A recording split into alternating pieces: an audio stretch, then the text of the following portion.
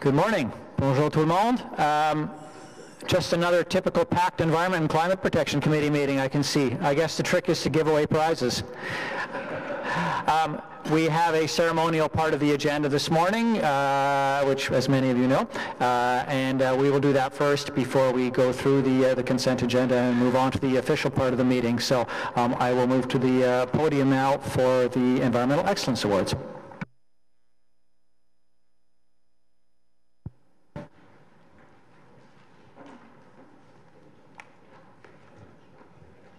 Good morning.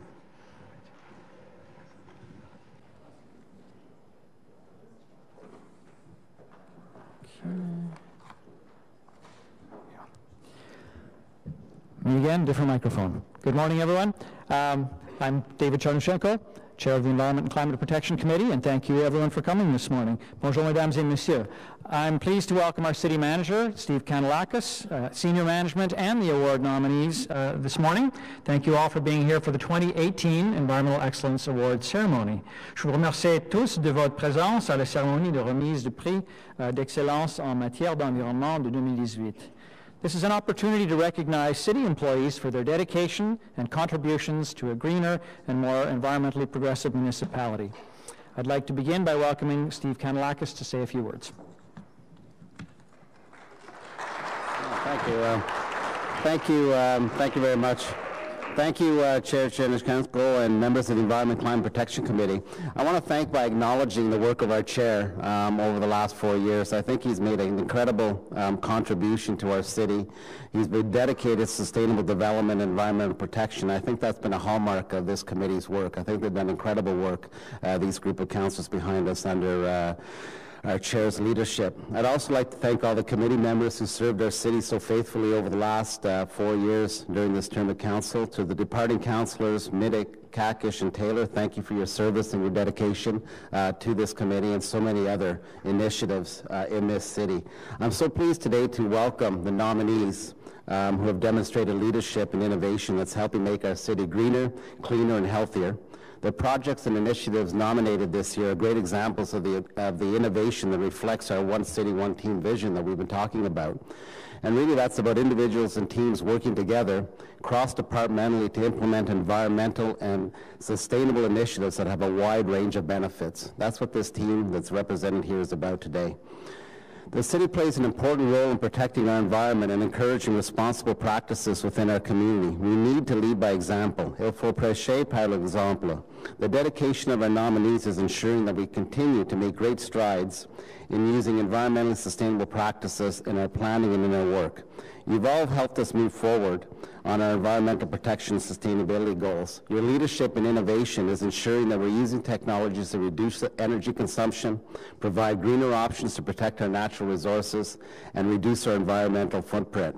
We're implementing sustainable transportation options, including our transit system, biking and walking infrastructure, and we're making sure we protect our natural habitats by monitoring and improving the health of our rivers and reducing waste wherever possible.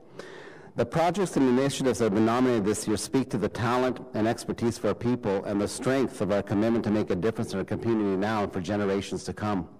You should all be very proud of these accomplishments. Vous pouvez être fiers de ce que vous avez accompli. So thank you for being leaders in green and sustainable municipal practices and for your dedication to protecting our environment. With that, I'd like to hand it back over to our Chair to announce the nominees and award recipients. Congratulations to all. Félicitations and merci beaucoup. Thank you.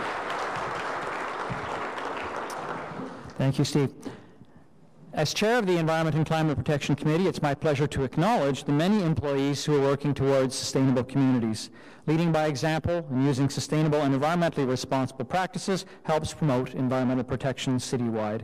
These annual awards are an important way of recognizing employees who are helping in their own particular area of work. Nous devons encourager les pratiques plus écologiques dans notre collectivité et aussi prêcher par l'exemple.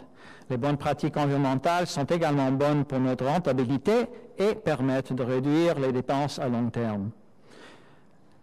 The people and projects nominated for these awards are making an impact that benefits and inspires all of us. J'ai le plaisir d'avoir l'occasion de vous remercier au nom de la ville et de nos résidents. Thank you to all the nominees for your commitment. And there are two categories for nominations: the internal initiatives that reduce the city's corporate environmental footprint, and the community category for projects that reduce the overall community footprint. A total of 13 nominations were received this year in the two categories. The 5 internal category nominations are Energy Management at City Hall, the Fiore Project, Stephen Willis, Integration of Sustainable Cleaning Products at OC Transpo, and Tax and Water e-bill launch. These 5 nominations represent the highest levels of expertise, professionalism, and teamwork. Ces 4 candidats représentent l'idéal en matière de connaissances, de professionnalisme, et de travail d'équipe. I'd like to invite all nominees in the internal category to stand, and I invite everyone to join me in a round of applause for their outstanding contributions.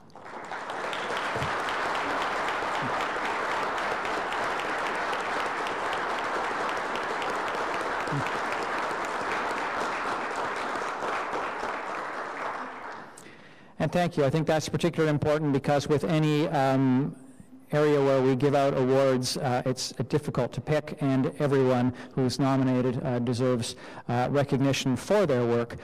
So we can only pick one, but it's important to recognize everyone.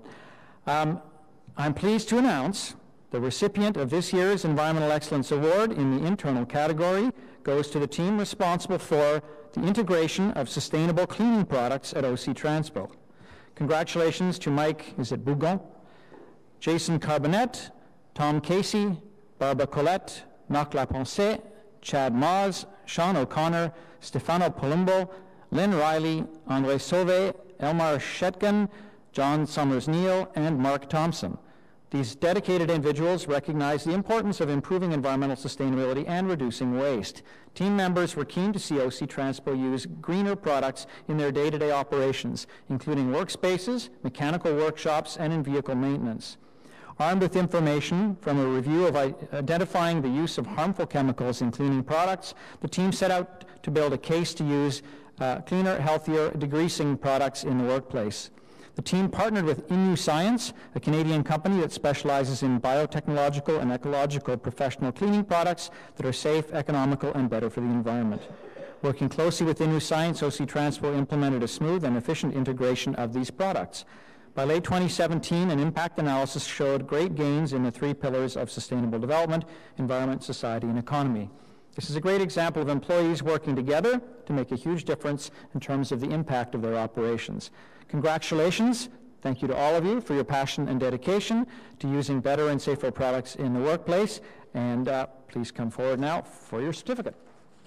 Yeah.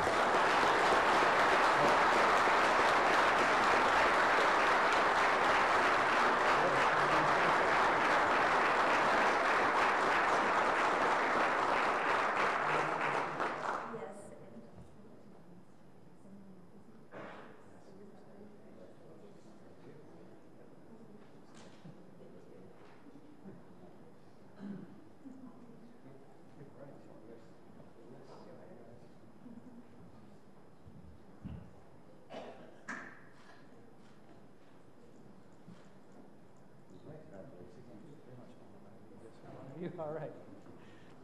Accepting on behalf of the team, because I understand many of them are at work using cleaner, greener cleaning products. Now, the following are the 8 nominations in the community category: the Baseline Road Bus Rapid Transit, Bayshore Station to Heron Station, Planning and Environmental Assessment Study, Community Engagement in Response to the October 2017 Rainfall Event, Energy Evolution, Ottawa's Community Energy Transition Strategy, Phase 1, Lansdowne Redevelopment, LEAD ND, Stage 3, Splash Pad Retrofit Project, Stage 2 LRT Tree Transplant and Advanced Planting Project, the Secondary Sump Pump and Backup Power Program, Your Community, Your Health videos. Before we announce this year's winner, I'd like to invite all the nominees in this category to please stand, and please join me in recognizing them.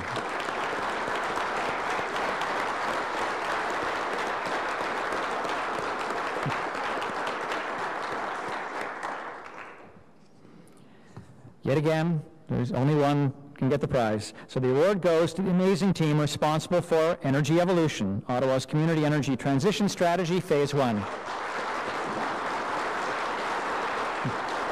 Congratulations. Congratulations to Jennifer Brown, John Connor, Mike Fletcher, Andrea Flowers, and Melissa Jort Conway. Energy Evolution is a multi-phase strategy to transform Ottawa into a thriving city powered by clean energy.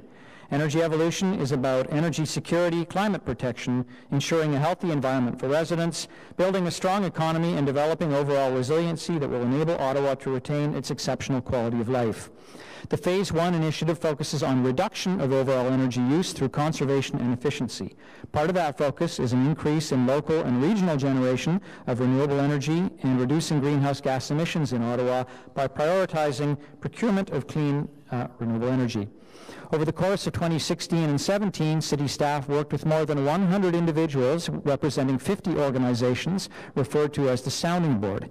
They also worked with targeted stakeholders in the energy sector to establish an overarching vision, goals, and key measurements for the success of Energy Evolution. Phase 1 includes a 3-year short-term action plan that identified more than 30 actions for the city and community partners to complete between 2017 and 2020. The areas of focus include solar, wind, and water power, biogas, air and ground source heat pumps, electrification of transportation and district energy systems. Each pathway study outlined how a specific energy technology or initiative could develop in Ottawa, including a general description of the technology, an assessment of its overall potential, and any constraints likely to reduce uptake in the region. Energy Evolution is a comprehensive analysis of options to ensure Ottawa retains its exceptional quality of life and continues to have a strong economy and a healthy environment. It is how we will meet our climate change mitigation goals, and that is no small feat. Congratulations to the Energy Evolution team.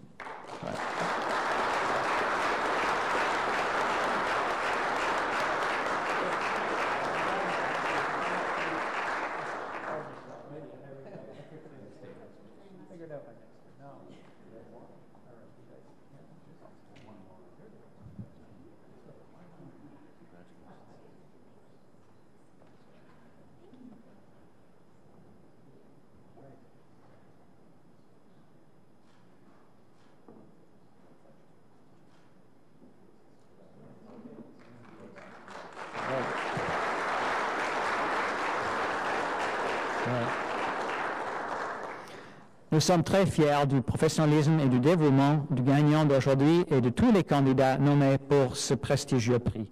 On behalf of my council colleagues, the city manager and general managers, let me say how appreciative we are. Thank you for your efforts. Our city continues to find ways to make our operations and our city more sustainable. Thank you. Merci beaucoup.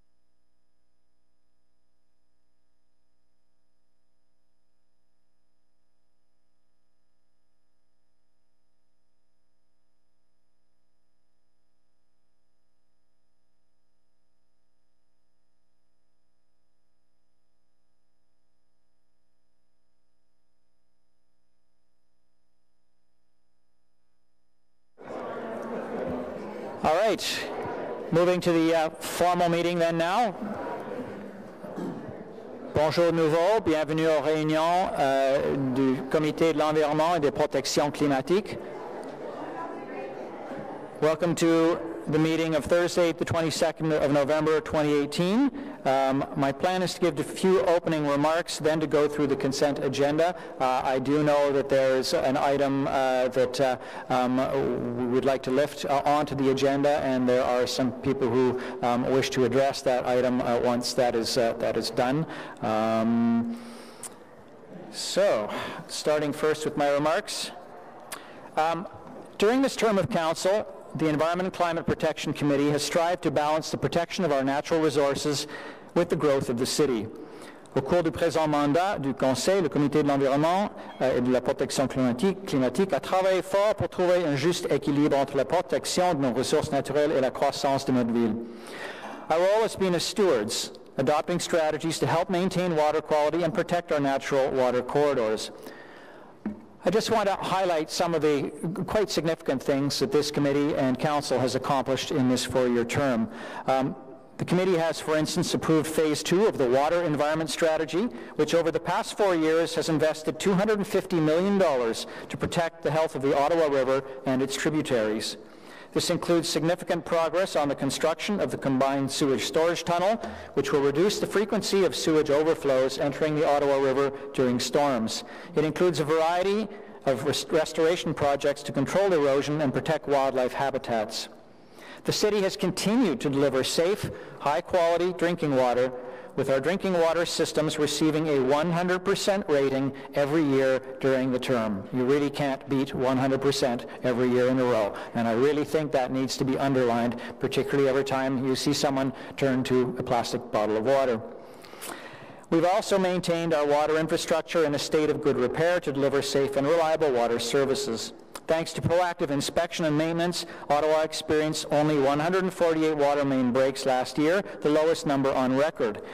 We have renewed sewer networks in several neighborhoods, none of which have since experienced system-wide flooding. This committee approved a 10-year financial plan to ensure that these assets stay in a good state of repair. We also approved an updated water and wastewater rate structure and increased stormwater rates to ensure that infrastructure work can be done when needed, reducing long-term costs. By approving a 20-year strategic plan for our urban forest, we've encouraged the growth of the forest and actions to make it healthier, more diverse, and more resilient. Nous avons continué à miser sur l'avenir en approuvant la première étape d'évolution énergétique, notre stratégie pour une énergie renouvelable. We continue to look forward, approving the first phase of energy evolution, our strategy for renewable energy, now our award-winning strategy for renewable energy, with the ultimate goal of transforming Ottawa into a city powered by clean, renewable energy. We secured funding for community-led projects and corporate efficiency projects. Under Energy Evolution, we funded 7 catalyst projects that advance clean energy and energy conservation. To balance the effects of our growing city on the environment, we furthered the green building policy with 7 city buildings receiving LEED certification during this term. LEED-certified buildings reduce greenhouse gas emissions and water consumption. They use less material, they generate less waste during construction, and they have lower life cycle and utility costs. The City of Ottawa now has 27 LEED-certified buildings, with an additional 6 undergoing certification. To manage the increasing demand for energy, the committee improved an energy management and investment strategy. We've invested $1 million every year to implement energy retrofits and expand building automation systems across city facilities. We approved a new policy for electric vehicle charging stations on city property and converted 36,500 streetlights to LED. This improves efficiency significantly and reduces maintenance costs. Earlier this year, we approved a new deal to allow residents to put their organic waste in plastic bags and to put dog waste in their green bins starting next summer. These changes were made as part of an improved contract that enhanced service and offered the best value. It also put us in a better position to achieve provincial waste diversion targets, as well as the proposed ban on all organics in landfills. Finally, one of our strategic objectives for this term was to ensure no net increase in per capita in corporate greenhouse gas emissions. We will receive the inventory of greenhouse gas emissions for 2016 shortly, but I'm pleased to report that our corporate emissions decreased by 25% during this period. That puts us ahead of schedule in terms of meeting our goal to reduce corporate greenhouse gas emissions by 20% from 2012 levels by 2024. We've accomplished a great deal over these past 4 years, and I'd like to thank the members of this committee for their time and their commitment. Now, moving on to the meeting. Do we have any declarations of interest? Seeing none. Confirmation of minutes. The 23rd minutes of the 23rd meeting, 18th of September 2018. Is that received? Carried? Thank you. Communications, we have one, assistance for residents who do not have access to a waste deposit.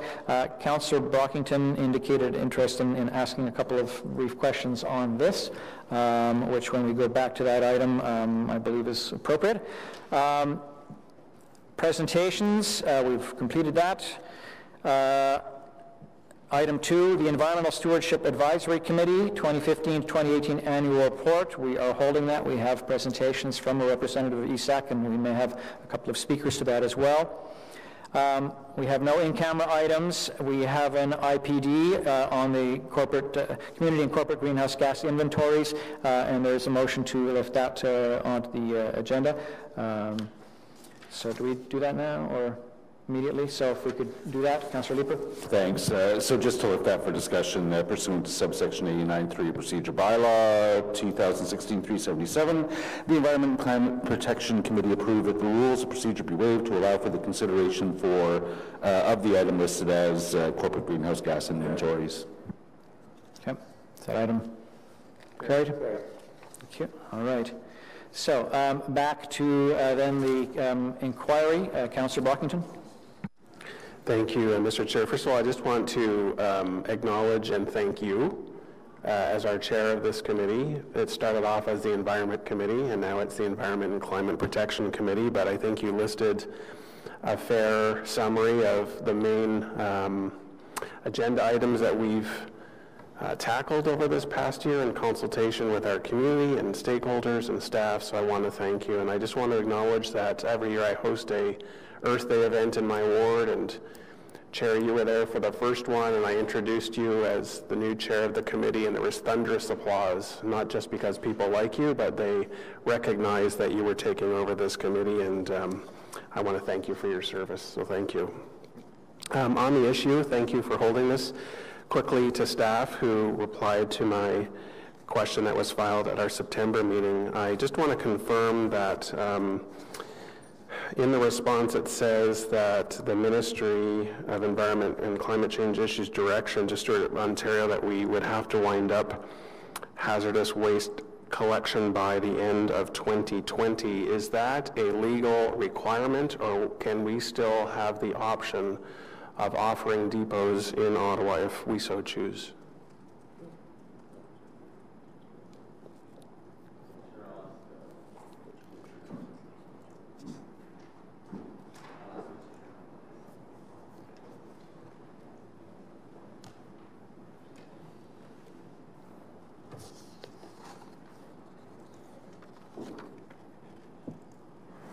Good morning.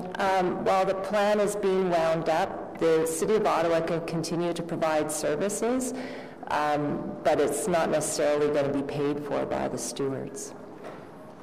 And so has that decision already been made by staff, or is this potentially a discussion we can have? Because if I can just go into my second question, while you list some programs that are available, whether it's point of sale, where people can bring back certain products, or they can go online to see other things. I'm worried about people who cannot actually physically leave their unit if they're older, who produce and have hazardous waste, but they can't get to a depot, they're certainly not going to drive, or maybe they don't have a car. It's those people that I'm trying to target, and I think there's sufficient quantity for us to have a rethink about this. So I'm just concerned that if depots are discontinued, and depots are like one-stop shop where you can bring multiple items to those depots, that people aren't going to choose to go to selective retailers their pile of stuff and take half a day, and I think the end result is going to be worse. So is there any attempt to talk with this committee? We have 2 years to come up with a better solution than what we have now. I don't think that what we're envisioning is going to happen is actually going to be better. Chair, if I may, the provinces, through their wind-up and negotiations with the stewards for implementing a new program, the premise is that the service levels shall not drop from its existing and shall be enhanced. So I think we've got a good opportunity to make the program better, and we'll certainly be reporting on that in our in the upcoming term of council as part of our waste management strategy. But until we understand the details from the stewards, I don't know if we can make any decisions at this point. Thank you for that. And finally, just to confirm, for 2019 and 2020, we will have hazardous material depots just like we've had in previous years. You are correct. It's in the budget. Okay, thank you. Sure, go ahead. Yeah, follow up. Mr. Wiley, as part, or Marilyn, Ms. Journo, as part of your answer, or the going forward, will there be, no doubt, if the programs are being wound up, the depot program is ending, and I concur with Councillor Brockington. As part of the budget, will there be an effort made to, how will we manage the fact that some residents will dispose of these hazardous materials in the regular waste stream? Will there be an education or an enforcement program as to avoid that? Mr. Chair, there is currently a bylaw, the solid waste bylaw, that prohibits the disposal of hazardous waste in your residential garbage. We do have enforcement of that bylaw, and we take it very seriously, and that enforcement will continue. Will there be enhanced enforcement, or do you foresee an education program? At this point, we're not expecting to hire additional staff to enforce that program, but we always educate residents, and we will continue to do that. As well, the stewards themselves do have education programs as to how their materials should be properly disposed. In addition, public health also has a very good campaign on how to, dispose of sharps and needles. So I think it's a bunch of different sectors that are working together to try and address the issues. Okay, thank you. Thank you very much then. We will move on to item 2 on the agenda. I neglected to do my usual spiel at the start to remind people that if they wish to speak to any of the agenda items, I guess we really just have the one initial one and then the IPD, which has moved on to the agenda. Please register at the desk here, sign up to speak for 5 minutes. I already have a number because I didn't need to say that to some of you. You know the routine, and we're already on to it. But should anyone wish to, you can continue to sign up until we actually reach that item. So moving on then to the Environmental Stewardship Advisory Committee. I believe we have Chris Nanda, is that right, who will start by speaking to this item?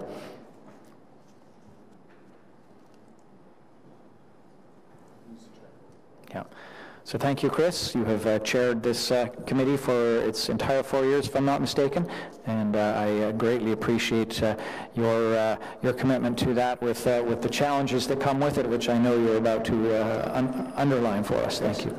Thank you very much, Mr. Chair. On behalf of the members of this Environmental Stewardship Advisory Committee, I want to thank you for this opportunity to share highlights from our report to 2015 and 2018. We do appreciate your efforts, Mr. Chair, and those of the committee to raise the profile of environmental and climate change issues in this city, and it's a very, as you all know, given the recent IPCC report on climate change, it's imperative to continue to act. I want to preface my remarks by emphasizing that we are a group of volunteer citizens who were selected to provide input and advice to the city via this committee and presentations from city staff on a variety of matters related to environmental issues such as forestry, water, environmental services, cycling, and numerous other issues. This report does reflect the input and views of the remaining ESAC members. Since you've received the report, I'm only going to point out some highlights and recommendations for what we see are ways, positive measures to enhance environment and climate change protection in our city. And some of the recommendations and issues that we found are systemic, and they don't just apply to our advisory committee. I should note that there are now only 5 members of ESAC, and when we started in 2015, there were 11 members and 1 reserve. Overall, among advisory committees, there does continue to be a sense that we are underutilized and often ignored, and this frustration has led to a radical drop-off in participation by ESAC members who either formally resigned or stopped attending meetings. Sadly, we've concluded that the city is not deriving maximum value from the numerous dedicated and talented residents who volunteered their time in the hope of making a difference. And we want to help you, and we hope that our remarks will help the next iteration provide additional value to your committee and to your other committees. One thing I'll start saying is ESAC members have been very committed to the principles of environmental stewardship, and we have appreciated the chance to provide comments to staff making presentations. One of the highlights when people ask me about the benefits of being on the committee is we do get a chance to meet face-to-face with very senior level officials, and we get some very informative presentations, and I think that's great, having that opportunity. We've appreciated the support we've received from Marc Desjardins as our committee coordinator, and we felt there's some issues where we felt ignored, there's other issues where we felt we actually were very valued and was a best practice. I would like to say one of the best practices was the way we were consulted on the bike lanes versus the Laurier and the O'Connor bike lanes. There was the officials who were running those programs invited our members to be part of the working groups, and that is where you get the most bang for the buck. When people feel valued and they're not don't feel like their words are going nowhere. As I mentioned, the city staff making presentations are very professional, and they provide interesting and informative information, and they are receptive to our comments. I also would point out the Urban Tree Forest Management Plan. A highlight, again, in terms of a best practice, we had a high number of senior officials who took part in the fall 2017 budget presentation that was very well received, and there were positive discussions. And this was in marked contrast to what was one of the lowlights of our term, which was that nobody from the city showed up for a scheduled fall 2016 budgetary meeting. And shortly after that no-show, the then vice chair of ESAC resigned, and several members stopped attending regularly. Also want to say, having an opportunity to meet with the mayor face-to-face to discuss issues was appreciated, and it allowed us to hear concerns in an unfiltered manner. I think this practice of meetings with the mayor, and ideally also with informal meetings with the committee, should be done at least twice during each council term. A consultation at the midway point of the term allows for possibility of tweaking and adjustments on both sides. And like I said, having a separate dedicated meeting or something similar would be beneficial. It would also allow, I think one of the things that would be helpful is as a kickoff would be to have a meeting with the members of the committee and this council committee and the advisory committee, because that way, first of all, we get to meet each other, so you realize that you're not giving presentations to people you don't know. Also allows you to say, and I say you, I'm talking about the future committee, to explain what the limitations are and what their expectations are, and it also allows people on the committees to know how they can provide value. You may have heard the beeper here, but I'm going to ignore it. I do want to hear the full extent of your remarks this morning, so please continue. Thank you very much. That's very kind. Like I said, a separated, dedicated breakfast meeting or something similar would be beneficial, and it would allow the council chairs to explain their expectations. Some of the concerns that we have, the mandate needs to be clear at the beginning of each advisory committee. And these are concerns that have been echoed by the other advisory committees, and I understand there was a media report this morning about concerns people had raised about the advisory committee session setup. So one of the things that would be helpful would be knowing what criteria we're allowed to comment on and why are we not asked to comment on everything. There were several instances where items that were seemingly germane to the work of the Environmental Stewardship Committee, we were not allowed to receive presentations even though we asked. Two examples come to mind. The first was on the siting of the library when they were looking at where they were going to site the new library. We realized that there's a separate library committee, but some of the issues related to siting of a committee of the library involve active transportation. I know accessibility addresses some of that, but there's an environmental component. We should have been allowed to do that. The second item was several years ago when Energy East, there was the big possibility an Energy East pipeline was going to go through Ottawa. We had, one of our members wanted to hear a presentation, and we were told, well, that was outside our mandate because it wasn't really a city issue. In fact, it was, because it would have been nice, because had that gone, I think what we just wanted was information. You know, what was the city planning on doing in case this went through? And part of the reason for wanting that information was we're supposed to be experts. Well, I'm not an expert, but we have subject matter knowledge. And the idea, we're supposed to be able to provide value added. So if you've got an issue, you know, that's what we're here to do, is provide value. We know that we're not the decision makers, we're the advisors. And that's fair enough, and I get it. But I think it would be really important to allow greater examples. Another issue is in terms of timing of receiving reports. We understand there's sensitivities about certain issues, but we're flexible. You know, we can come more often if, you know, give us the opportunity if there is an issue, a pressing issue. Like, for example, I'm glad that the Ottawa GHG emission inventory report has been released, but you know, that's an example where ideally it would be nice for us to at least get a pre-briefing. And if we need to be, you know, embargo the results or something like that, that's something to consider. I realize you may not be able to. One of the other concerns is, what does the city do with the impact from ESAC and other advisory committees? Despite informal impacts at the staff reports and before your committee, there's no evidence that recommendations were incorporated into the subsequent municipal action, except recommendations that are advanced by the staff. We feel like we're operating in a vacuum, and I think that's one of the concerns other advisory committees may have. We're not asking for, you know, we're not demanding that our recommendations be followed, but it's kind of nice to know what happens to them.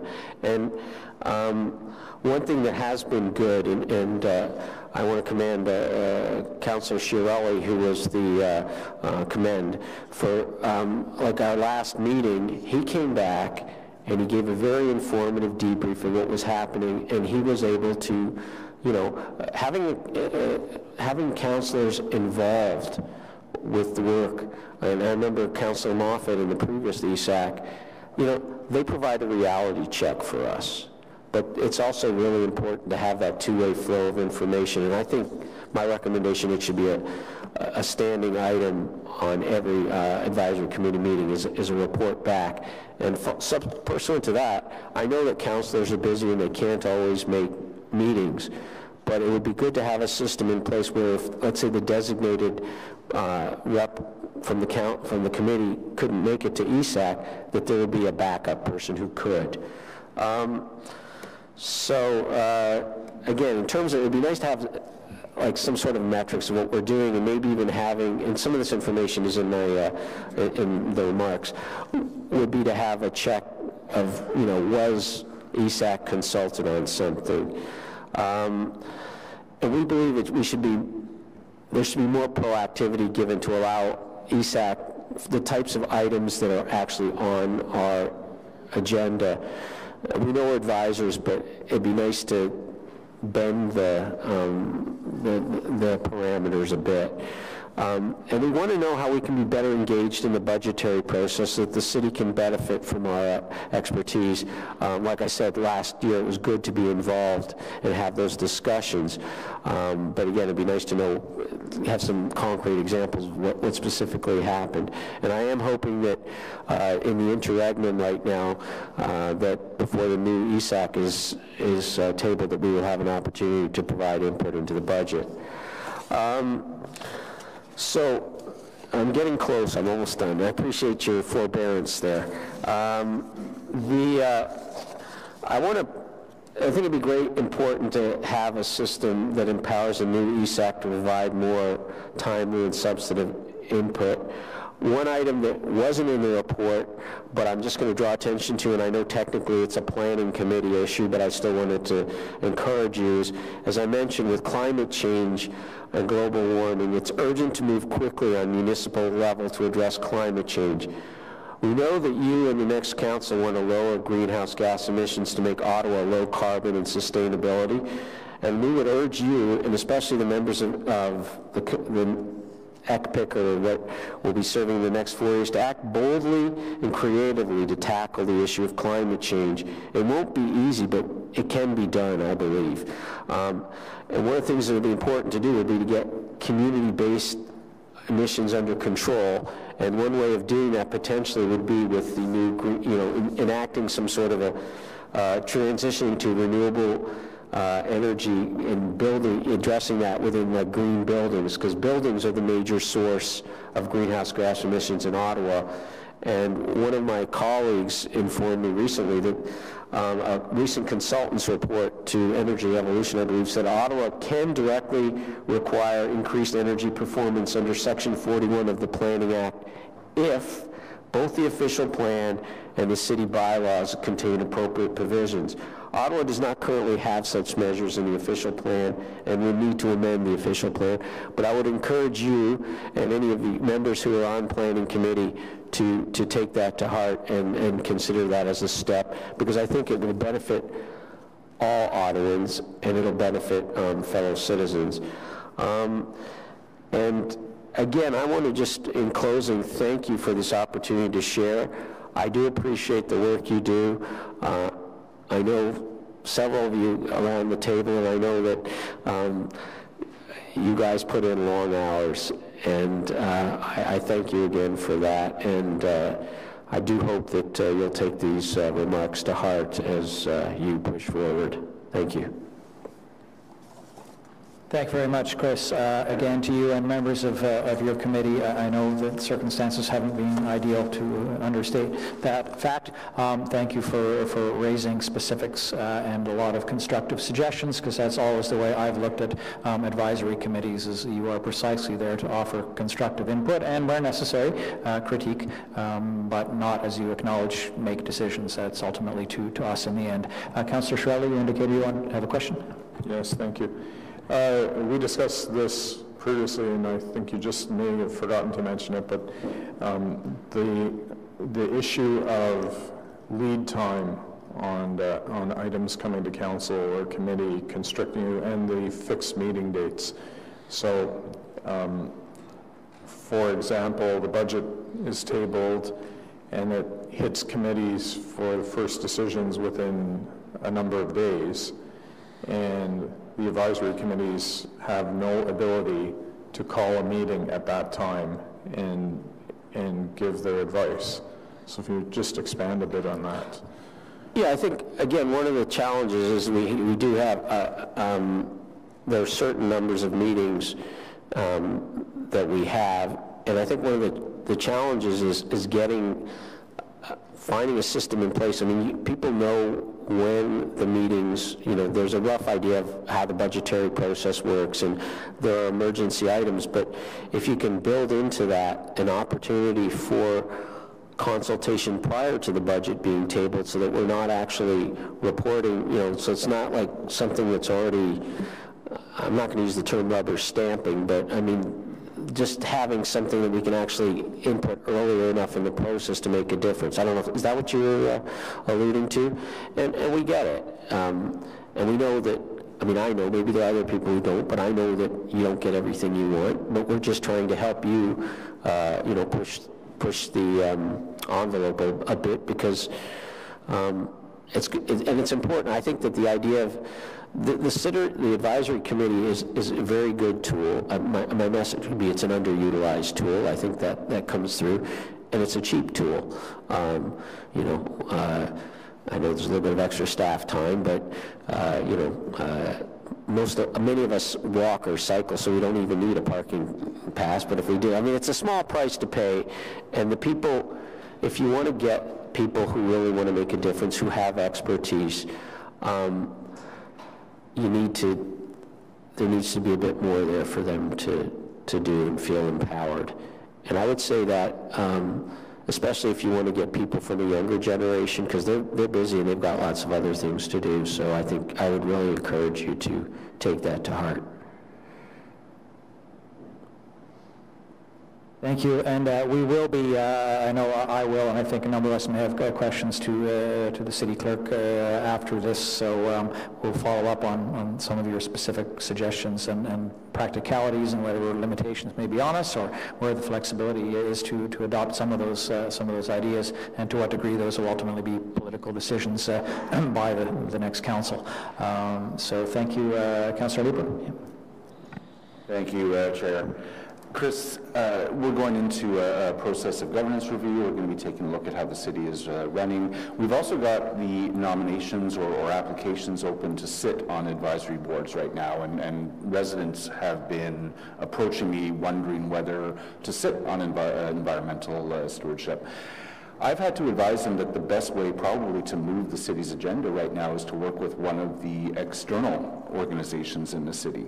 Ecology Ottawa, I see Rob Barnes is here, Angela Keller-Herzog, Charles Hodgson is here. These are the folks who are getting media around the agenda. They're the folks who are putting real political pressure on council to make changes. So I'm advising people right now, really, given the constraints that are on the Stewardship Advisory Committee, the best bet to actually make a change in this city is to work with one of those NGOs who are doing such good work. Healthy Transportation Committee, Safe Wings, some of those organizations. If we want to change that, if I want to be able to go with confidence to residents and say, you can make a difference in how this city addresses climate change and environmental issues, what are the most important recommendations that you've made that we need to look at incorporating? It's a lot of recommendations. Is there any priority here? Yeah, I would say one of them would be to expand the scope, allow the committee to be a bit more proactive. One thing I would say, and this is fix the website. I mean, it is so hard to find what's going on in terms of publicity, what's going on. Because one of the things that's surprising is we get, we're not expecting a packed house, but we get very few members of the public who are there, and maybe it's because they don't really know about it. So I would say one of the other things is to allow, or make it clear if you want to have people, if there's an issue that's coming that a private citizen or a group may want to address, make it easier for them to actually know about it, because the procedures are, they could be clearer in terms of how to allow members of the public to speak at our committee meetings. So I would say, and I do think that first of all, give more power and scope, but also this report card, or just having metrics of what's going on, because one of the frustrations is people offer things and they just go off into a vacuum. If there's a way of knowing what's happened to what you've said, particularly, and I think if you realize that, yeah, you're not going to get everything you want, but let's say if you actually have made a recommendation and it's been adopted by the city or it's been moved forward, if you can see that, that's going to attract people, because then they won't feel like they're wasting their time. I don't know if that answers your question. I mean, there's a lot more, and I would just say I'd be happy to talk to individual people afterwards and provide input as an individual as well as you're looking through this governance review. Does that... I think there's some useful stuff there for sure. Do the media attend ESAC meetings? Not usually. No. Sorry? Okay. Thanks, Chris. Right. Thank you very much, then, Chris. Seeing no other questions specifically to you, I believe Angela Keller-Herzog wanted to address this item. Is that right? Okay.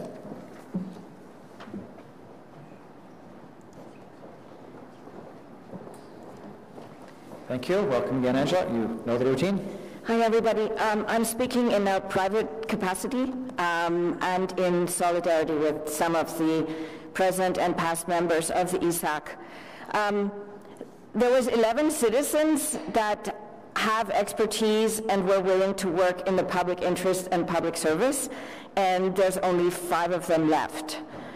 One by one, the rest quit, and they feel, we're told, underutilized, other words are ineffective, disrespected, operating in a vacuum. So there's obviously a big problem, and this mechanism is broken. And it wasn't like there was a sex scandal or something, but this is a structural issue. And I think that if it's broken, it needs to be fixed. And I don't know whose job it is officially to fix it, but I think that it's on you, on the Environment Committee. It's on you to fix this, and I know that the next term of council, right away, they're going to look at governance, and you're in a position to make recommendations because you are the Environment and Climate Protection Committee. So I think this is an opportunity for you to do something in the last 2 days of your term. Thank you very much. Any questions for Angela? No, then. If I may then, Mr. O'Connor, do you want to take the questions from there or from front? Okay. I'd like to start with a few questions here. Can you describe for us what the process then is for taking input on, I suppose just in general on governance, what the standard process is and what you can do at this point with the specific recommendations we've been given and any others that people may want to give, whether on this committee or on the advisory committees as a whole? Well, Mr. Chair, as members will recall, my staff went out and met with each and every member of council, largely during the summer months, to discuss all of the government's tools, structures, processes, and procedures that we have. That includes how standing committees work and whether or not you want to change them. That included advisory committees and whether or not you wanted to change them. That included all of our agencies, boards, and commissions, our delegation of authority bylaw, our procedure bylaw, our purchasing bylaw. So all of those things started with members of council providing their input. On September 6th, I met with all of the advisory committee chairs and vice chairs to discuss what they would like to see changed. And some of them were raised with Mr. Nanda here earlier this morning. So in that regard, you will get a draft report that will be tabled at the last meeting of council next Wednesday, as is the process that we've had for 18 years at the city. It will then be lifted from the table at the next term of council's new first real business meeting on December 5th, and that is where decisions will be made with regards to all of the city's governance issues. With regards to the input provided by the chairs and vice chairs of the advisory committees, I'd suggest that it was invaluable, as it usually is, Mr. Chair, that they provide a lot of good input to us, and we make significant efforts to make those recommendations a reality. So, for example, when the chair spoke to the fact that in 2016 budget process, staff didn't show up from one of the departments. Absolutely. We fixed that. They showed up for the next 2 years. They will show up. With regards to the budget positioning that will be in probably Q1 2019, I've already undertaken to encourage all of our advisory committees to, as soon as we get the budget process in place, that we will be prepared to call special meetings for all of them to bring them in and have them deal with the budget sometime. I'm not worried about, having extra meetings. We can do that quite quickly and get them involved at the ground level with regards to that.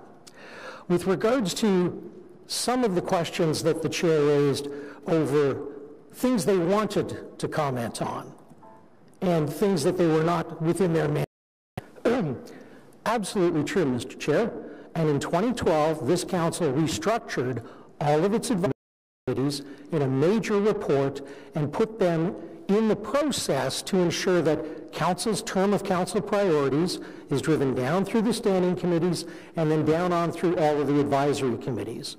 So at the end of the day, I think both speakers have been correct. It will be council that will make those decisions as to whether or not any structural changes need to be made. Thank you very much. So you are coming with a report to us at next week's final council meeting. That would clearly be an opportunity to ask questions, but in terms of decision making for the coming term, that would then wait till the first meeting of the new council. Did I understand that correctly? No, Mr. Chair. What happens is we table the report for governance at the meeting itself. It is on the table so that members of the public, members of the media, and we do send copies immediately to all of our advisory committees and our other branches to make sure they all have copies on it. And then on December 5th, Wednesday, the first business meeting of council, because you're not allowed to do business before then, you would then presumably have a fairly lengthy meeting, as we are wont to do, to go line by line through that report. It's largely 200 pages or so of a variety of matters.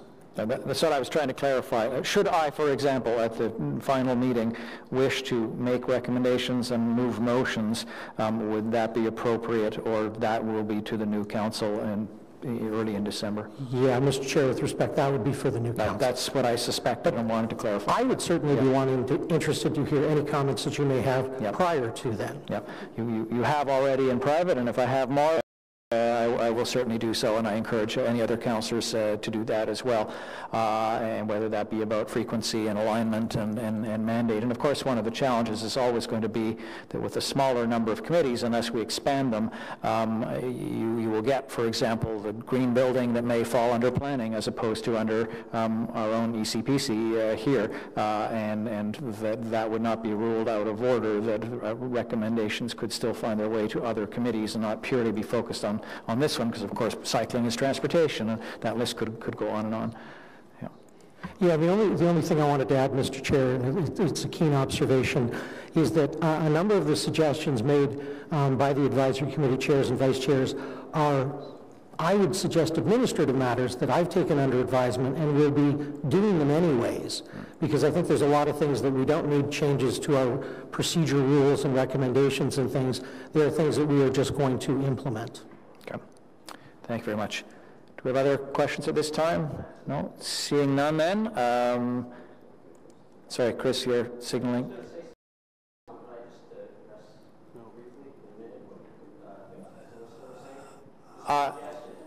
I would believe that's not normal procedure here, but the opportunity is to do that. His ears are still open, is what I'm hearing. We'll make sure of that. But to come back and engage in a debate between staff and delegation is not something that we do at a committee. Okay, thank you. We'd be glad to receive the suggestions, though, and I would personally as well. So thank you very much then on this item. That's received then. Received. Thank you. Moving then to our next and final substantive item then, get the words exactly right for the record, 2012 and 2016 community and corporate greenhouse gas inventories. We have a report. There is no presentation, but if staff who might answer these questions could come up, please. First of all, well, may get my order wrong. First, we'll go to delegations, but feel free to join us already here. So, looking at my list, then I have Rob Barnes, followed by Brian Tansey, and then Angela Keller-Herzog on this item. And if there's anyone I've missed or who wanted to speak, you still have that opportunity to register. Yeah. So please, no, I called staff up perhaps prematurely, but they're welcome to stay there now. Rob, please, you will speak first. You got a present, okay. All right, thank you, Rob. And you are representing Ecology Ottawa today? Yeah. Yes, okay. Yes, I'm representing Ecology Ottawa. Okay, go ahead. Good morning. Thank you, committee and Mr. Chair. It's a pleasure to be here in front of you. I wanted to start off my 5 minutes today by thanking you and thanking the committee for all your work over the past 4 years. And when we think back, the tone about climate change has changed actually quite markedly over the last 4 years. There was a time where it was hard to get this on the agenda, let alone have a substantive discussion, and that has changed dramatically for your work and for the culture change there. We'd also like to thank city staff for their hard work on this file. We're going to say a few things that are criticisms, but we want staff to know that we fully support their efforts. We think that we just need to do more. We need to ambitious. So why don't I start by looking at our emissions. So Ecology Ottawa has graphed our emissions. They're there for your view. These are recorded emissions up to 2016 and a shot of our 2024 targets. So the good news from this report is that we've reduced emissions 11% from the last one, right? And that's actually quite close to where we need to be for our 2024 target. Admittedly quite weak, but it's still there. It's still part of the plan, and that's great. But of course, when we look behind the numbers, we find that by the city's own admission, the primary cause of this reduction is in fact the coal phase out. I just want to get a sense of how much time I have. Do we have a clock nearby? Over there. Okay, I'll be quick. So the primary cause is the coal phase out, and so that that begs the question: how are we going to do this again? The coal phase out is a one-time gift. How will we see similar reductions over the next 4 years? City also deserves credit, of course, for reducing its corporate emissions. We heard some of that at the front end, but we want to contextualize the corporate emissions piece. Here you'll see the corporate emissions relative to community-wide emissions. Community, of course, is all emissions. Corporate is a small slice, the 4.4%. So that is your OC Transport bus fleet, heating and powering all city facilities, the rest of it, all of the city operations in that tiny sliver. The rest is what the city can do to change the structure and design of our communities and create the right incentives so that we're building the right way in a sustainable way. So I just wanted to flag that as an important part of our discussion. So we talked about how this is not directly a result of municipal policy, the reductions, and here we see, if we break down the sectors, we see that, obviously the coal phase-out has done a lot, and some city initiatives too. We're just saying the primary cause is the coal phase-out. So stationary energy, which was formerly known as buildings, has reduced tremendously. We're a bit concerned by the transportation item there. It declined by 1% over the past 4 years, and it really points to the fact that the city must be much more ambitious when it comes to its transportation policy, much more adventurous, much more experimental. Requires reconceptualizing how we get around our city, and so there's a lot more work to do on this front. Here, when we look at, this is the final graph, when we look at where the city is at relative to its 2050 targets outlined in Energy Evolution, it's a bit more worrying, right? We have this nice soft 2024 target, and then we have 3 scenarios outlined in Energy Evolution that all of which get us nowhere near where we need to be for 2050. Of course, stage 2 of Energy Evolution is coming out in Q4 2019, but we can't afford to wait an entire year before we figure out what to do next. In fact, we already know what to do next? There are a number of issues, and we bring them up every chance we get. You know, deep retrofits for buildings, the correct incentives to do that, building communities in a smarter, more walkable way, active transportation infrastructure, better transit, cheaper transit, more frequent transit. There's a lot that we can do on these files, and in many ways we already know what some of those things are. Of course, energy evolution and the hard work of city staff will provide more fine point on that, but there are a number of initiatives that we can start right away. I finally, in the time that's remaining, 50 seconds, would like to say, and this is something we've said publicly, the reporting regimen is inadequate. We can't afford to just have this conversation every 4 years. We need to have it annually. Also, if we are, you know, well, I don't want to back down on that first point, but we can't afford to release emissions after an election is called. It does to the voters of the city to not know the performance of council. And obviously I understand there's a lot of technical requirements on the city's end to harmonize the methodology and to update that, but we think that going forward it's important that we time it in such a way that the reports are timely. Where do we go from here? Well, we need immediate action now. Chris Nanda said it. I mean, the IPCC report is clear. There's a new one, it seems, coming out every day. And it would be a shame that one of the wealthiest cities in one of the wealthiest countries in the world didn't lead by example. We need that force as a city, and I encourage the next council to take strong action and make climate action a term of council priority. Thank you very much. Thank you very much, Rob. Do we have any questions from committee members to Mr. Barnes? No, seeing none then. If I could move to Brian Tansey, please.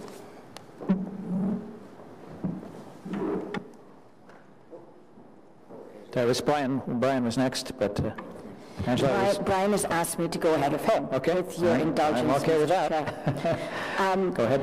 So my name is Angela, and I'm here speaking to you on behalf of CAFES, which is the Community Associations for Environmental Sustainability. A couple of comments about where this statement, which you will get in writing, is coming from. We had a meeting of exactly 40 representatives of community associations last Saturday. We met for 3 hours. We had representatives from 13 different wards, and there was strong consensus. We also talked about the strategic priorities for next term of council, and that'll be another discussion. For now, here is the statement from CAFES about the emissions inventory report. We find that it is excellent news that Ottawa's community greenhouse gas emissions have declined by 11% over the reported period. We also think that it's excellent news that Ottawa is using an up-to-date, standardized, and recognized methodology. This has a significant the accuracy of our inventory from previous ones, and we feel this is important, and thank you for investing in strengthening our confidence in these numbers. We note that the landfill gas capture at Trail Waste Facility is a fabulous good news story that Ottawa's residents would love to hear, and one that attests to smart and sustainable public investments. We note with concern, though, that the community emissions from the transportation sector, which accounts for 44% of emissions, have only declined by 1%, and that emissions from the transit fleet have actually increased by 6%. And the transit fleet is under our control. It's not just out there. We note that the decrease of 17% in the stationary energy, or from building sector, which accounts for 47% of total emissions, is the main driver behind the overall decline in Ottawa's emissions. And as Rob Barnes from Ecology Ottawa has just mentioned also, that the report cautions that this decrease, which is the main driver again, is primarily attributable to the provincial phase-out of coal plants. So from this we conclude that from the information stated in the summary report, the decline in emissions is not a trend that can be expected to continue if we continue business as usual. The coal plant closures in 2014 were a one-time step-down event in the carbon intensity of Ontario electricity. So we cannot conclude that we are on track or trending towards the city target of 80% emissions reduction by 2050. Okay. So I can't really see the clock behind me. Okay, we can deduce though, although the data is not broken down, that a portion of the emissions reduction over the period comes from the utilities demand reduction and energy conservation efficiency programs. But we don't know whether this trend will continue or if the low-hanging fruit have been picked. So what we need to understand this better is disaggregated, thank you, and frequent data to get a clearer picture, both for councillors and for the public. So we would request that the SSG consultant report and the more detailed data set supporting the staff report should be made available to councillors and members of the public on request. We request that emissions inventory data should be made available to this committee annually. And we request that future emissions inventory reports be provided to this committee as updates. The IPD format designates something that will have no questions or discussion from councillors or public delegations, and we feel it's not appropriate for this kind of information which is of high public interest. Looking forward, we strongly urge that this important work should continue. We note that Energy Evolution Phase 2 will be addressing the building, transportation, and waste sector, which is the main source of emissions. We encourage the councillors that will be here for next term of council to ensure that this will be a term of council priority. But we remind councillors that we do not yet have a plan on how to get to our target. The target, but we need a plan that identifies policies, priority investments, and solutions.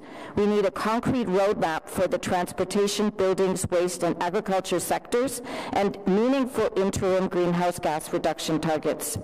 And last, but maybe not least, we also need to map out the economic benefits of joining other cities across Canada in municipal climate action.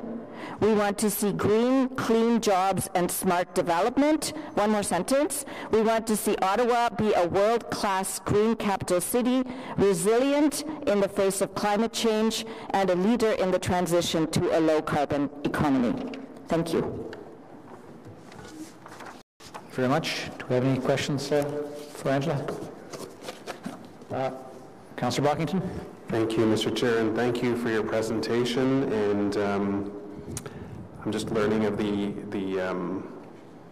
creation of CAFE. I like the acronym, and I appreciate you giving an update. Was there any talk when the members of CAFE met on the desired frequency of GHG reporting to this committee? Was that touched upon? Yes, we feel that reporting should be annual in order that the management of the issue can take place. The reason why we measure is so that we can manage, so that if councillors during the term of council are informed of what is the pattern, what are the trends, what sector is contributing strongly, what sector is declining, then as managers you cannot recommend additional or corrective action. So we feel it's extremely important, because the fact that this report is only landing now, 2 days before the end of your term of council, it disempowers council greatly. It means that you have not been able to make evidence-based decisions and priority allocations of human and budgetary resources, which is what managers do, during your term of council. It's pretty incredible that this is the current setup. So yes, we strongly recommend annual reporting. Thank you very much. Seeing other questions then. Thank you, Angela, and thank you. I should have said that in advance also to Rob. As regulars, I say that fondly at our committee for your commitment and coming to our meetings to hold our feet to the fire as necessary. Brian Tansey, I believe, is still speaking. Is that right? There you are, Brian. Okay. Please welcome.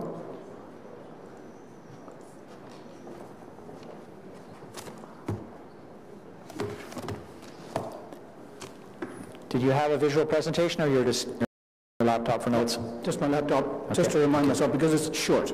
Okay, go ahead. Very short. So this is, seeing the situation this morning, it makes me think of kind of like a little dessert after the meal. You've heard the meal from Rob and Angela and Chris.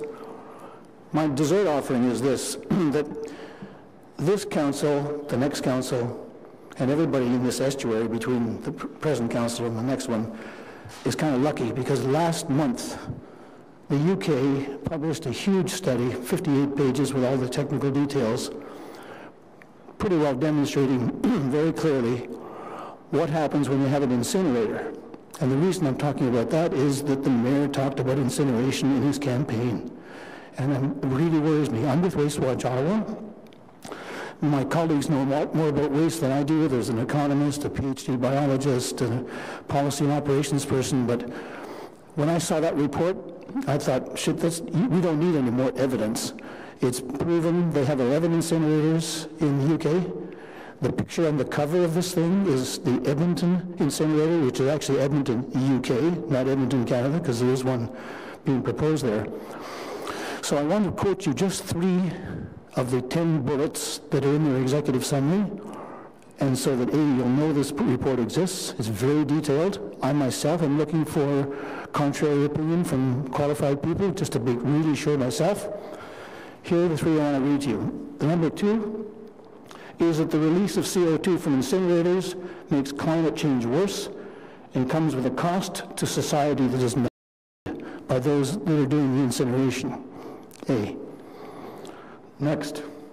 This is the bullet number 6. Electricity generated by waste incineration has significantly higher adverse climate change impacts than electricity generated through the conventional use, believe it or not, the conventional use of fossil fuels such as gas. And the last one I want to tell you is about composition analysis. Second here.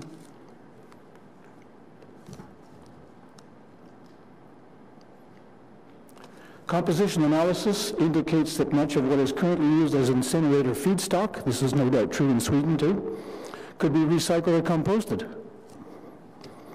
And this would result in carbon savings and other environmental benefits. Thus, incinerating waste comes with a significant opportunity cost. So this council and whoever is going forward to the next one, don't be convinced by the smooth talkers from the incineration companies who want you to build an incinerator at basically your cost and not count all the costs. Thank you. Thank you very much. Do we have any questions? Councillor Moffat? I realize I'm at risk of getting off track here, but has Waste Watch Ottawa done any research into the facility in Durham? Yeah, we're just looking at it now. In fact, I was just in touch yesterday with the main person who's been opposing that all the time, and all that we know so far, at least that I know from her name is Linda Gasser, interesting name for a person who's fighting incineration product, is that they're over budget, and they're having real problems with what's coming out the stack. Exactly what they always said was going to be true. Yeah, they can't big measurable problems. Big measurable problems, not little tiny ones. Yeah, I know people like to point to that as some sort of model for the rest of Ontario, but from what I understand, it's doubled their costs to the resident when it comes to the garbage rates. So let's say ours is $84 for resident. If we went that route, we'd probably be looking at $150 per person to be able to pay for that. And that's just to cover the extra tipping fee. It doesn't cover the $300 million capital that you'd have to come up with to build the facility in the first place. The second part is, I don't think they're anywhere close to their emissions targets as to what they said they were going to do.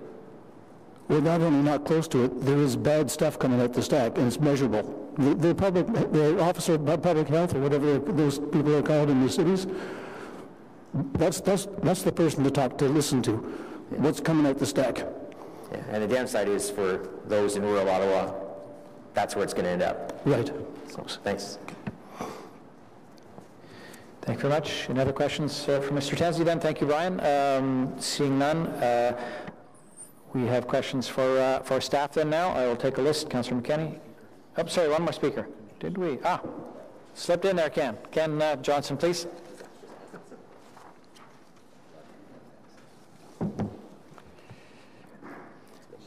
And as usual, you have 5 minutes. Thanks, Ken. Thanks for the opportunity to speak.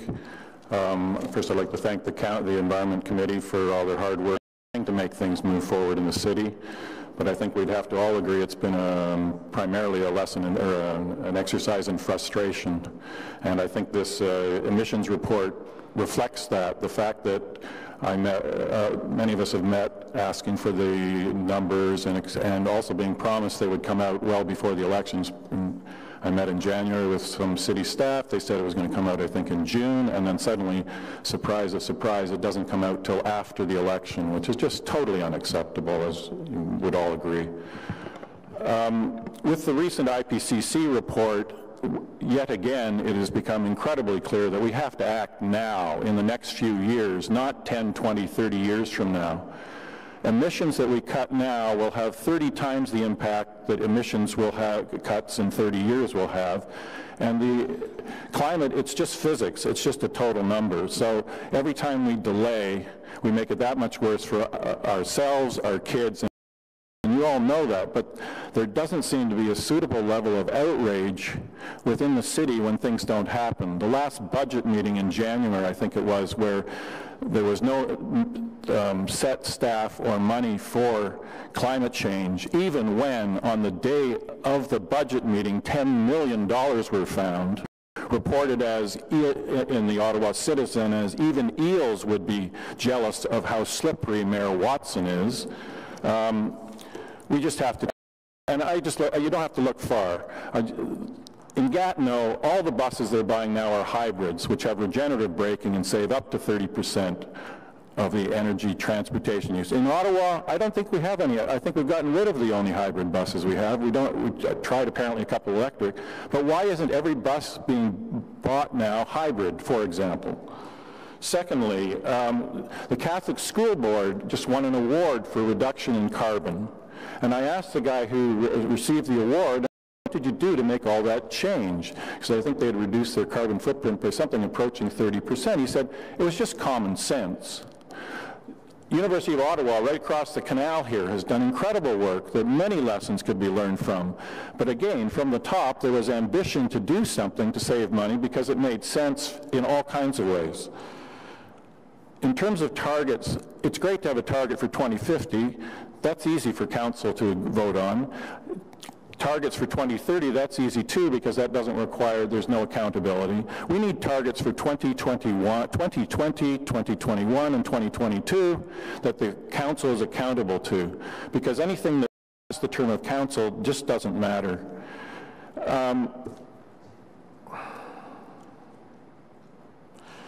The most recent report that just came out a couple days ago, I don't know if you've seen it, where they looked at different countries' ambition and where we would end up in terms of the planet if the current practices were followed. And for Canada ended up right at the bottom of the scorecard of 190 countries, along with Russia, with a 5.1 degrees expected increase in the temperature of the planet if every country followed the same policies Canada was following. 5.1 degrees. How can you even look at your children and expect them to have any faith in you if that's the path we're on?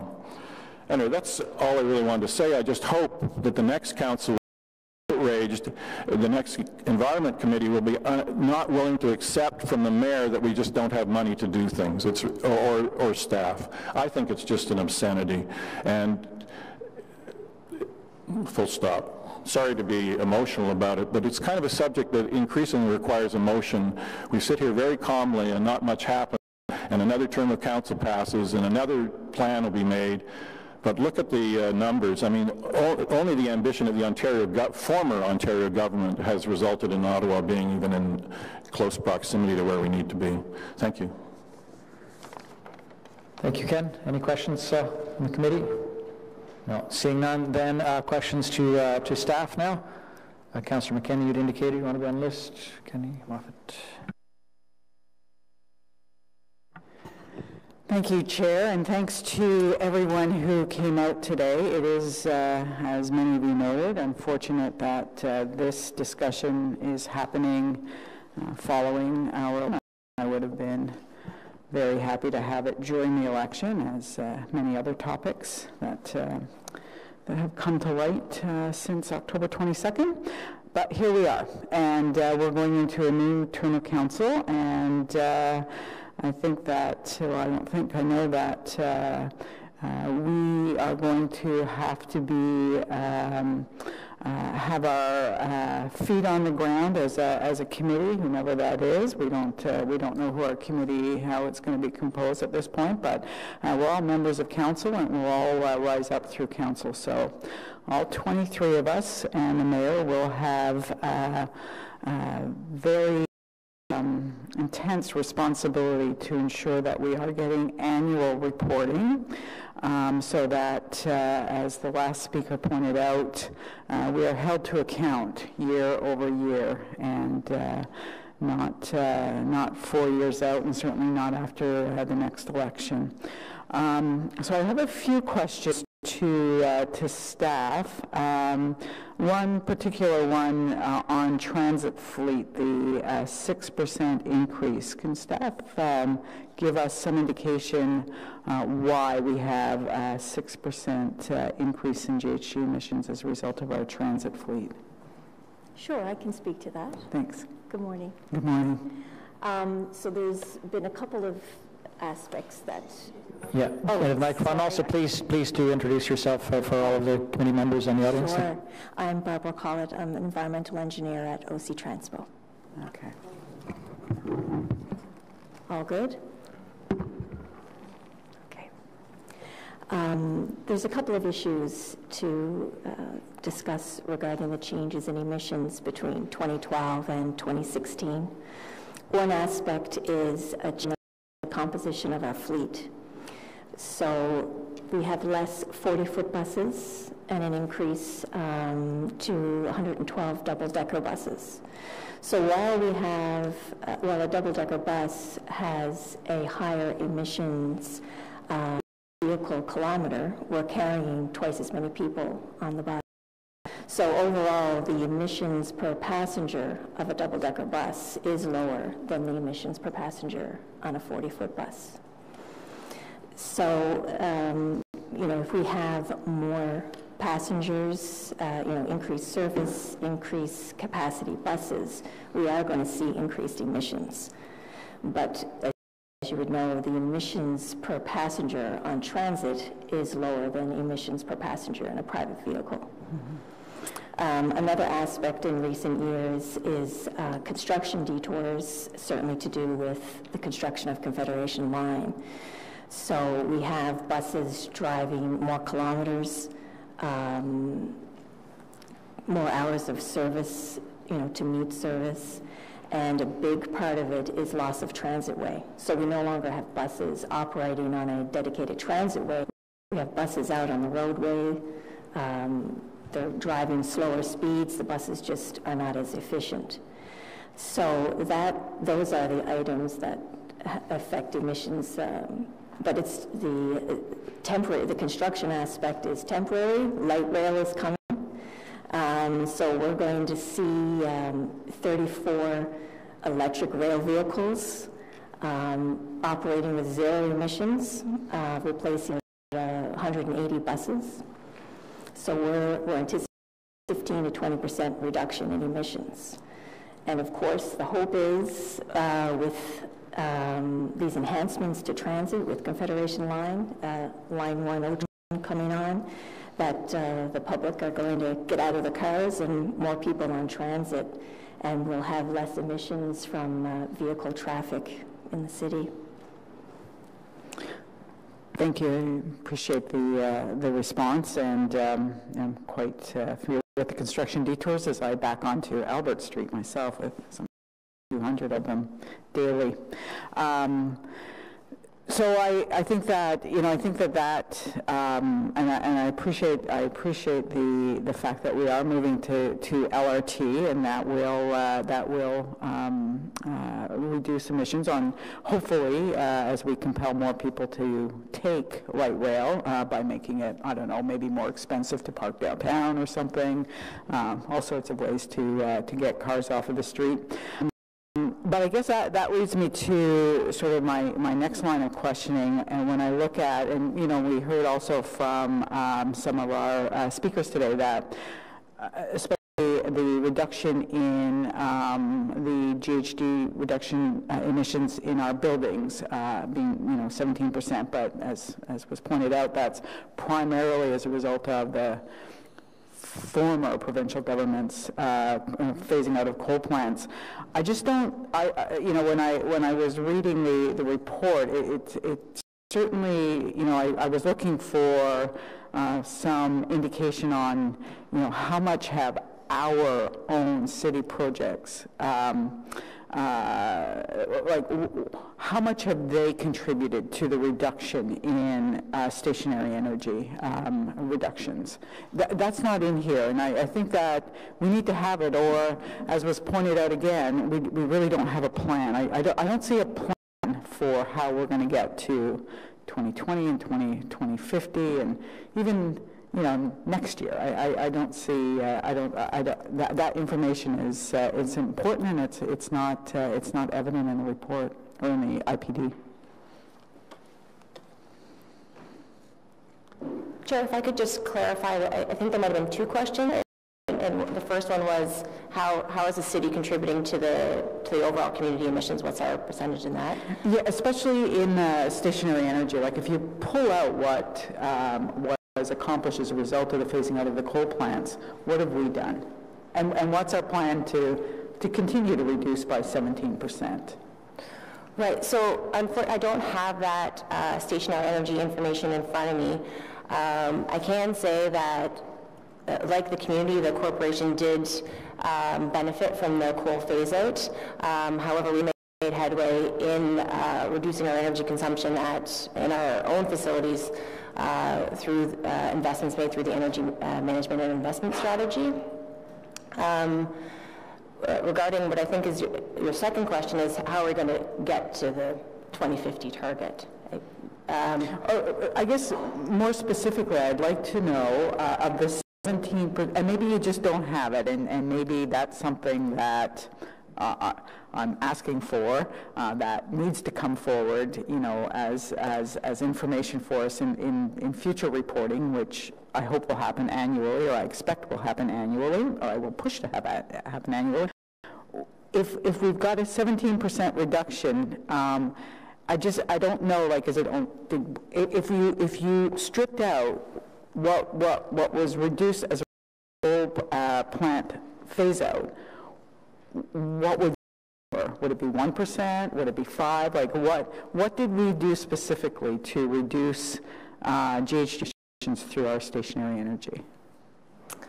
Chair, I don't have that information in front of me, but I can promise to get back with that information. Okay. If you could, thanks, and maybe if somehow we could make that public so that people have that information. So, again, I just want to emphasize that, I really just don't see, as people pointed out and reading it, a plan for how we're really going to continue to move towards our targets. And I know for myself, whether I'm a member of this committee again, but I will be a member of council in the next 4 years, I do want to see annual reporting. I think we will not, without clear goals and initiatives on how to get there, and measurements and reporting back on results in everything we do, whether it's transportation, bureau, whatever it is. I think that it's too easy to let things slip, and when we're not demanding information, we don't get what we need in a timely fashion. So I'll leave it at that, because I think my colleague is going to bring forward an inquiry at the end of the meeting on that. Thank you. Thank you. Councillor Moffat. Thanks. Just building on that, since you've already had the reports, how difficult would it be to create an annual report that you could come to this committee every June and have a report on what people are asking for? Chair, inventories are resource-intensive, can be resource-intensive exercises, particularly on the community side. We are, as part of a review and update of the Air Quality and Climate Change Management Plan, reviewing the frequency of how often we are reporting on inventories, and we expect to make those recommendations next year. So we're just looking at all options, I mean, because I'm sure there's partners we can work with that can help achieve an annual reporting as opposed to doing everything internally, which obviously, as you mentioned, is labor intensive. If I may, sure. At this stage, we are looking at definitely increasing the frequency of our corporate reporting. That is something that is entirely doable, and we're working with Corporate Services Branch to establish an energy accountability matrix within our actually compiling our data on our own energy usage operation, and the general manager isn't here to talk about that, but that is very much in the works. So increasing our frequency on our own corporate performance is very doable, and we're working towards that. The community ones is a lot harder because the sources of data are not all necessarily within the corporation. We have to go to external energy providers. That we will look at in the QCC MP program to see how much more we can do, but again, we rely on outside parties to help us with that information, so that's what affects our ability to do it. But the new methodology that we've used, we heard the comments in the community, it is a much more standardized methodology, which we're pleased we're now on, what's consistent with other cities, so we believe we'll make progress on our reporting frequency for sure. All right. It's not like 100% firm, but I guess it's better than what, every 4 years, I guess, right? Absolutely increase the frequency to what we're doing now. We will try to do absolutely the corporate reporting every year. That is absolutely something we intend to do. As I said, the community reporting, because of the sources of data are not entirely within our control, we're going to see if we can find a way to get the data in a mechanism that would allow us to report more frequently than 4 years. I think we would ideally like to do it in something like a 2-year window for that, but we'll have to see the feasibility of the information. Fair enough, thanks. Councillor Leeper, did you have questions on this, or a motion that was indicated while you were out that you might? No? Okay. Speak for yourself now. You may have an inquiry at the end. Is that right? Yeah, I'll talk with the general manager about whether that inquiry is still relevant. And he wasn't there. Okay, yep. Councillor Brockington had asked for an inquiry to be made at the end of the meeting with respect to the issue that just outlined, so I'm just going to chat with him about whether or not that's still needed. Mm-hmm. Yeah, my discussion with Councillor Brockington was that to determine what the cost and amount of what really the effort was, and that to move to annual reporting, for example. Yeah, I'm not sure that we have that answer specifically, so I think I will put forward the inquiry on behalf of Councillor Brockington. Mm-hmm. It sounds like a lot. I don't think anything we've heard has answered that question, so it sounds like the inquiry is still certainly in order. Okay. So, sorry, go ahead. Do you have it? Go ahead, yeah. I do. What is the feasibility of reporting community and corporate GHG inventories on an annual basis? What constraints exist on staff of any kind, and if any, to accomplishing that? Thank you. Thank you, and you've got that written that you can put on the record. Okay. On behalf of Councillor Brockington, thank you. So I have a few additional questions. What we're really talking about in terms of meeting our Paris commitments, meeting what the science tells us is necessary, is some very dramatic reductions in emissions. And it is hard to get people, including councillors, to fully understand just what that entails and how dramatic that is. We're serious about meeting our Paris targets. We need at least 70% more reductions over what we currently produce in the next 30 years. To staff, how or can you make sure councillors understand what's necessary to reach this target? What are the current reporting tools, and where do you see your opportunities are to make that as measurable and data-driven as possible? Chair, so our target is to reduce community-wide emissions by 80% by 2050. As part of Phase 2 of Energy Evolution, we are currently undertaking a scenario modeling exercise to project what it will get to that 2050 target. As part of this exercise, we hired the consultants that equally undertook the inventory recalculations. They are developing a business plan scenario to show what would happen if just based on population growth alone with our emissions, as well as modeling scenarios for conservative, moderate, and aggressive actions to see what it would take to get us to 2050. So through this exercise, we'll have a better sense of what it takes to get to 2050, as well as we'll also be developing actions for the short, medium, and long to help reach that target. And this will all be brought forward next year. Have you seen reporting tools or techniques from other cities, Canada and globally? You know, graphs, charts, trackers, digital readouts on an annual or daily basis, whatever it might be, that allows at any moment, and I understand they're not going to be updated daily, talking about going more frequently than every 4 years at the moment, but where we can truly put our finger on the pulse of how are we doing and how big is the task still ahead of us. Mr. Chair, this is something that we are tracking emerging practices, and we are continually looking into it. I don't have any examples currently. I do strongly encourage you to look at those best practices and bring them forward in the next AQCCMP report and others, because there's nothing like some sort of a dashboard, quite literally, and I don't say this purely joking, quite literally a digital billboard as you step into City Hall. Doesn't have to be up there every day, constant, but that it's there on a sporadic basis that or cycles through along with all the other announcements that literally tells us how are we doing. And if the answer is not well and the task is daunting, then that is something we need to know in order that we can get onto it. I look forward to that. And similarly, the challenge, of course, is how do we make sure the public and local businesses, everything outside of the corporation, what we call the community, and community emissions, are aware of their role in this. The city adopts goals on behalf of, and yet we do not, to any degree, fully control the practices of others. Can you describe then what the current plans are for engaging with the community at large? Thank you, Mr. Chair. I'm Charmaine Forgy, Manager of Business Technical Support Services in Planning, Infrastructure, and Economic Development.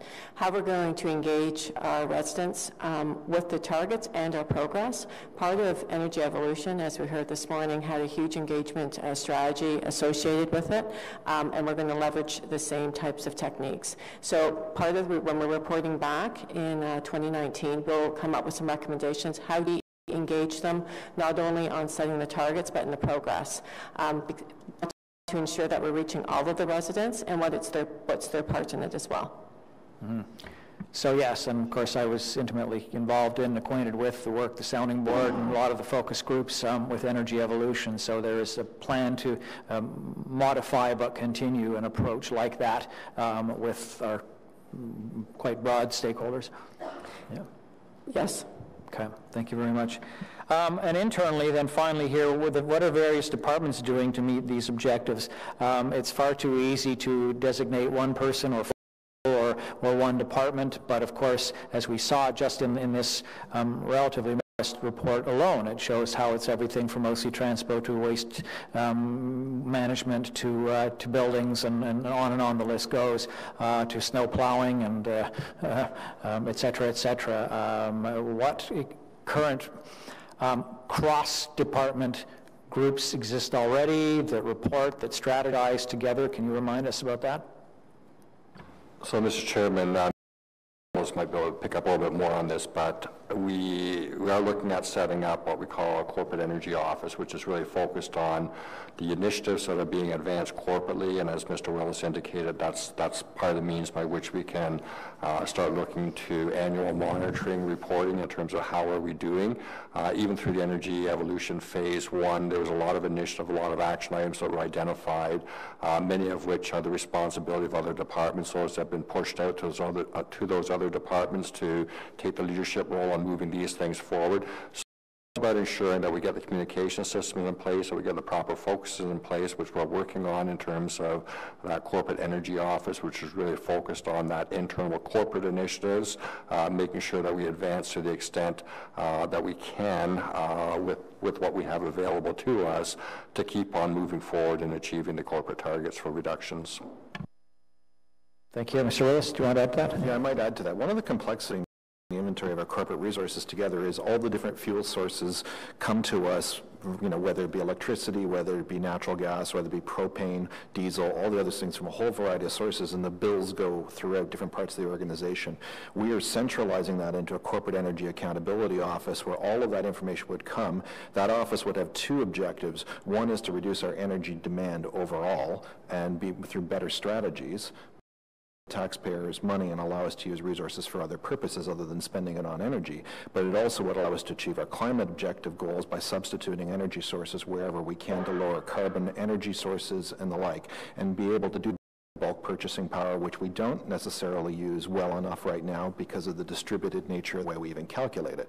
So the concept is to use this through corporate supply and services, who are centralized to do all of our purchasing anyhow, the tools and resources to set this up. So we think that as we establish this and get it rolling, we will find efficiencies through all kinds of actions. Cumulative little actions will add up quite quickly when we can get them focused and getting all the information to them. That will increase our ability to report on our corporate emissions as well. So this is definitely in progress, and we're working through the details of that right now.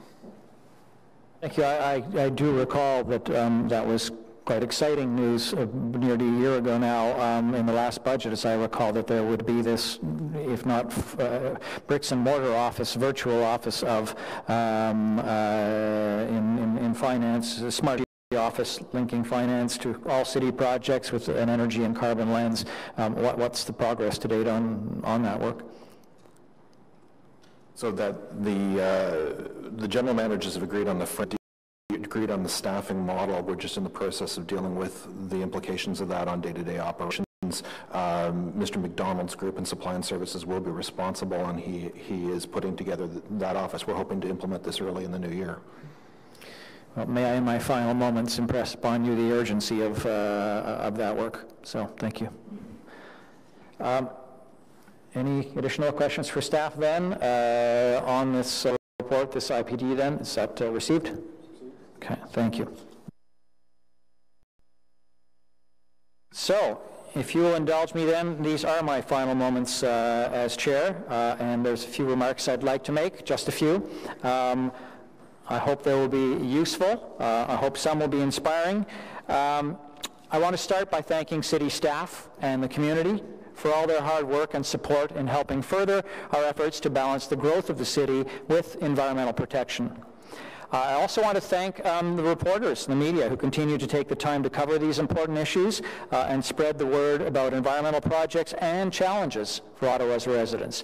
You are both our megaphone and our critics, and those are both really essential roles. And I want to I want to underline that because you can't overstate that at a time where it's become fashionable to simply dismiss media and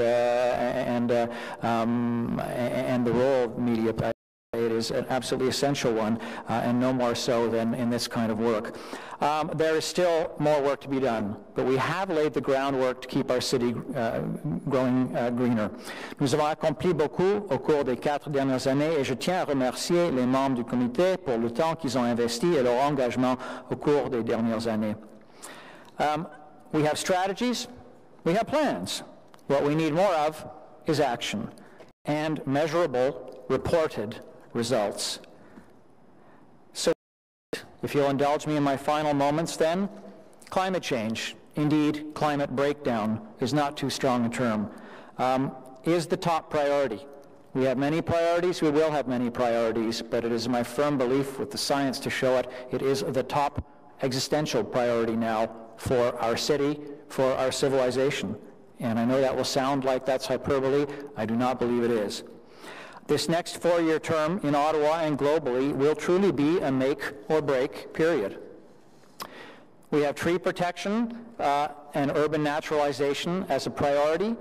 Well, we've established them, we have a plan. We need to make sure that they are a priority and not an afterthought. Far too often in our planning processes, they are an afterthought, they are a casualty when it comes to our tree and our urban forest, that it was a shame we couldn't protect. Well, it's a shame that we are not taking more measures to protect them. And I know that's the intention with the plan, that's the intention of the new bylaw, and several bylaws that are part of the immediate work plan for this next council, and I wish you great strength and energy in making that possible. Trees in the urban forest bring physical and mental health benefits in addition to many others, and that's becoming more and more obvious.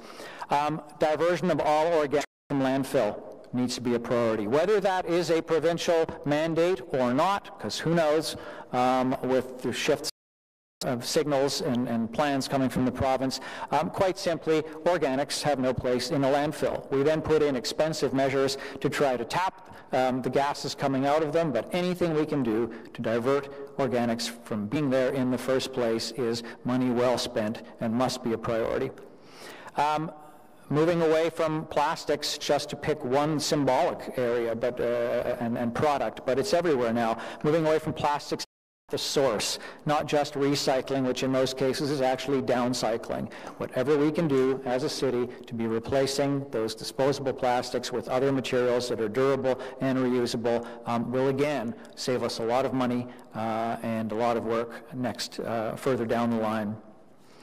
I urge you, I say you now, although I'll still be watching from the outside, be bold.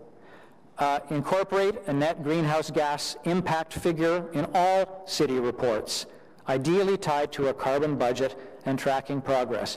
If every report that comes to council tells us, with a little number at the end, is this up or is this down? Is it taking us away from our carbon reduction target, or is it moving us towards that target? And by how much, that is an important factor that we can and should take into account when we vote yea or nay on any particular decision.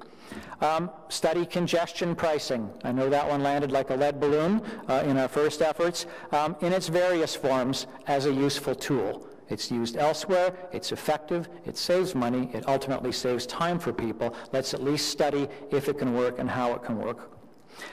Consider residual waste, i.e. garbage, pricing tools and behavioral prompts. I know that's meant to be part of the next long-term waste management plan. Everything from clear bags to tag bags and on that list can go. We have heard again today simply saying, oh well, send it all to an incinerator is not going to fly. That is not the answer in my belief.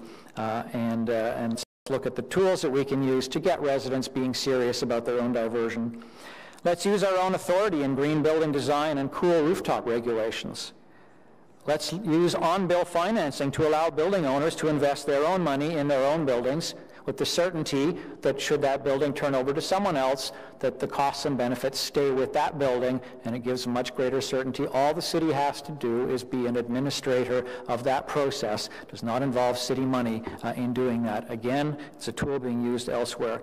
Bulk purchasing of electric buses by the city, anything we can do to help as a coordinator for school boards, for example, and other municipal vehicles. Bulk purchasing is an area we can use in collaboration with other municipalities as well, not just within the city, but with others. I said bold, and yet all of these are known, tried, and proven tools that work elsewhere and that save money. For Ottawa, if we haven't done them, it's bold. Let's be bold. Let's really remember. We have one planet that will sustain human life. We have one atmosphere that gives us breath. And we have a population of dynamic, inventive people.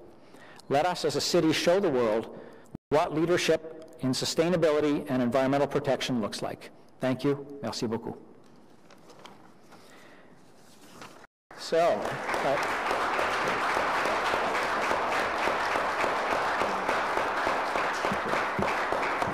if we allow clapping, we have to allow jeering. Guys, go ahead. Come on. Boo. Any notices of motions for consideration at a subsequent meeting? Seeing none. Inquiries? We already had one tabled. Other business? None. Adjournment. Thank you. Merci. Actually, I want you to use these on adjournment? I want to record a vote on adjournment, yes. If you must. On adjournment. Councillor Brockington is Shirley not here. He's trying to prolong the meeting? Yay. Councillor Leeper. Yay.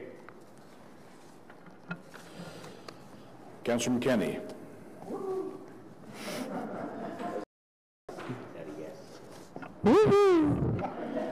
Councillor Middick.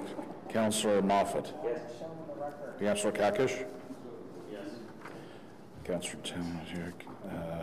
Chair Chernyshenko. Yes. 1, 2, 3, 4, 5, 6 yeas. 6 yeas. Six. All right. All right. This meeting is adjourned. Thank you.